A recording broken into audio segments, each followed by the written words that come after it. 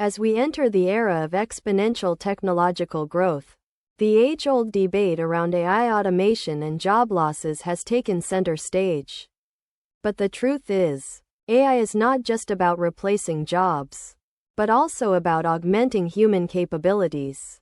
Firstly, while AI may automate repetitive tasks, it will also free up human professionals to focus on high-value tasks that require creativity, empathy, and problem-solving skills. This shift in job roles will require professionals to upskill and reskill in areas like data science, machine learning, and AI engineering. Indian professionals, in particular, will need to develop a strong foundation in these emerging technologies to remain relevant in the job market. Secondly, AI will also create new job opportunities in areas like AI ethics, bias detection, and explainability. As AI systems become more pervasive, there will be a growing need for professionals who can ensure that these systems are fair, transparent, and accountable. Lastly, AI will also enable businesses to make data-driven decisions,